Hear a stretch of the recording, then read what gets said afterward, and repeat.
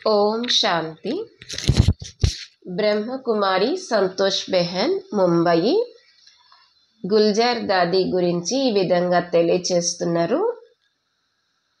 హృదయ మోహిని దాది అనేక మందిని కలుస్తూ కూడా సదా అతీతంగా ప్రియంగా ఉండేవారు.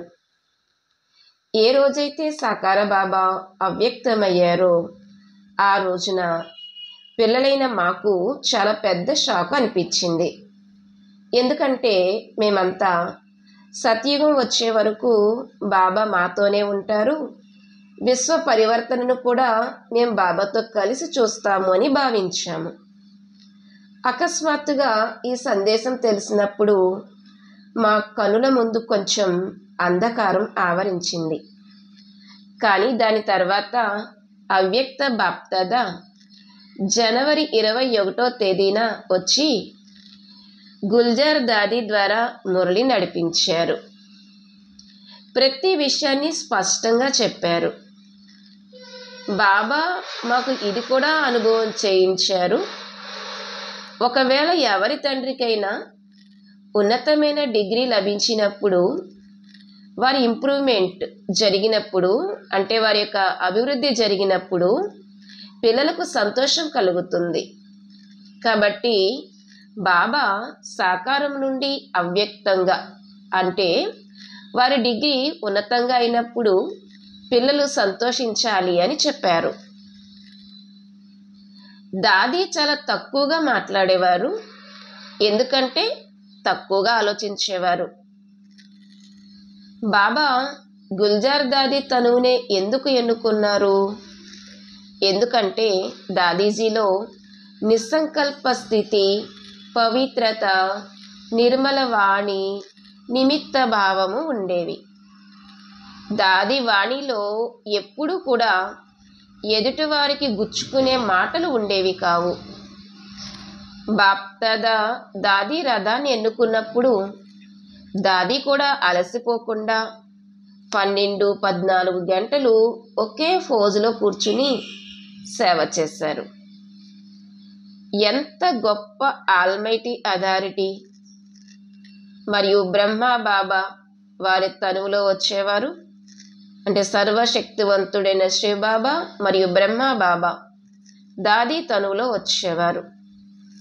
కానీ రథం యొక్క అద్భుతం ఉంది. దాది అనేక మందిని కలుస్తూ కూడా అతీతంగా అందరికీ ప్రియంగా ఉండేవారు. ఏ విధంగా అయితే బ్రహ్మబాబా నేత్రాల ద్వారా మేము శివబాబాని చూసామో, అదేవిధంగా దాది నేత్రాల ద్వారా మేము బాప్దాదాని చూసాము, వారిని అనుభవం చేశాము. దాది చాలా నమ్రచిత్తులుగా ఉండేవారు. వారికి ఎప్పుడు ఏ విషయంలోనూ అహంకారం రాలేదు. ఎందుకంటే భగవంతుడు ఎప్పుడూ కూడా ఎవరి అహంకారాన్ని సహించలేరు. కాబట్టి దాది యొక్క నమ్రతయే భగవంతుడిని వారి వైపు ఆకర్షింపచేసింది. మేమెప్పుడు దాది గట్టిగా మాట్లాడడం వినలేదు. చాలా తక్కువగా మాట్లాడేవారు, ఎందుకంటే చాలా తక్కువగా ఆలోచించేవారు. బ్రహ్మవత్సలందరూ చాత్రక పక్షుల వలె దాది ముఖార విందం నుండి ఏవైనా మహావాక్యాలు వినాలి అని కోరుకునేవారు. ఎందుకంటే దాది నోటి నుండి వెలువడిన మహావాక్యము ఎదుటివారి కోసం వరదానమైపోయేది. మేమైతే దూరంగా ముంబైలో ఉండేవారము, కానీ హృదయానికి సమీపంగా ఉన్న కారణంగా సమీపత అనుభవం అయ్యేది. దాది అందరికీ సమానమైన ప్రేమనిచ్చేవారు. భగవంతుణ్ణి భగవంతుడని ఎందుకు అంటారు అంటే వారిలో పక్షపాతం ఉండదు. అదేవిధంగా బాబాతో కలిసి ఉంటూ ఉంటూ బాబాలో ఉన్న గుణాల రంగు దాది కంటింది. దాది మనస్సులో కూడా ఎవరి కోసము ఎటువంటి పక్షపాతము లేదు.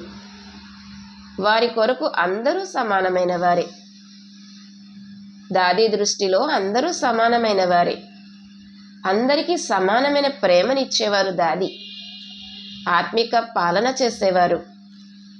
దాది మనసులో ఎప్పుడూ అందరికీ సాకార బాబా పాలన లభించాలి అని, బాబా వెళ్ళిపోయారని ఎవ్వరికీ అనిపించకూడదు అనే భావం ఉండేది.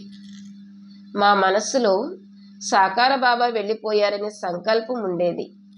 ఆ లోటు దాదీ పాలన ద్వారా పూర్తయింది.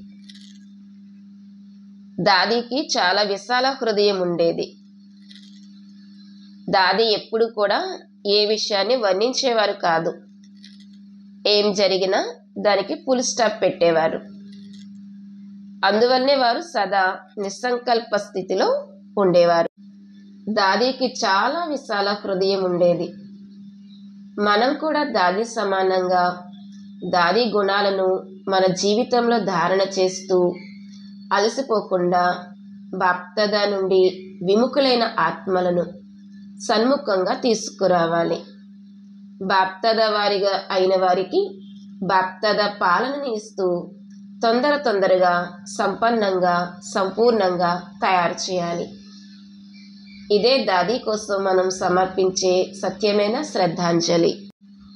మనం కూడా త్వరగా తయారైపోతే ఈ పాత సృష్టి పరివర్తన అయిపోతుంది అని బాప్దాదా మరియు అడ్వాన్స్ పార్టీ వారు మన నుండి కోరుకుంటున్నారు. మరి మనం తప్పకుండా దాదీ ఆశల్ని పూర్తి చేద్దాము. మన జీవితము ద్వారా అనేక ఆత్మలకు లాభం కలిగిద్దాము. ఓం శాంతి.